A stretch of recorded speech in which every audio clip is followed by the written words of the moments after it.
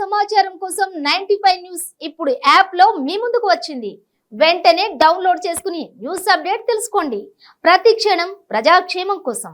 విస్తారమైన సంపద యొక్క ఖజానా ఎప్పుడు ఎలా దోచుకున్నారో దేశ ప్రజలకు చెప్పండి.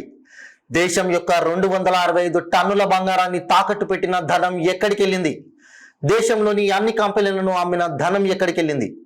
ప్రపంచంలో పెట్రోల్ ధర తక్కువగా ఉంటే మీరు ఆకాశం అంటే ధరకు అమ్మారు. 20 లక్షల కోట్లు సంపాదించారు. అది ఎక్కడికి వెళ్ళింది? ప్రపంచ బ్యాంకు నుండి $1 అరబ్ లోన్ తీసుకున్నారు. ఏషియా వికాస్ బ్యాంకు ద్వారా $1.5 అరబ్ కరోనాతో పోట్లాడేందుకు తీసుకున్నారు. అవి ఎక్కడికి వెళ్ళాయి? ప్రభుత్వ ఉద్యోగుల మరియు పెన్షనర్ల భత్యాలు తొలగించారు. టీఏడిఏ ద్వారా 75,000 కోట్ల రూపాయలు జీర్ణించారు. అవి ఎక్కడున్నాయి? అలాగే కరోనా ఫండ్ కోసం ఒక్కరోజు వేతనం కట్ చేశారు. అది ఎక్కడికి వెళ్ళింది?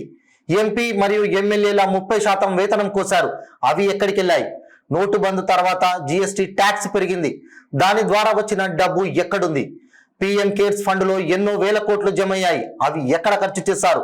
గత 3 సంవత్సరాలలో ఆర్బీఐ నుండి 1.5 లక్షల కోట్లు, అనంతరం 1.76 లక్షల కోట్లు, అంటే మొత్తంగా 3.25 లక్షల కోట్లు ఎక్కడ ఖర్చు పెట్టారు?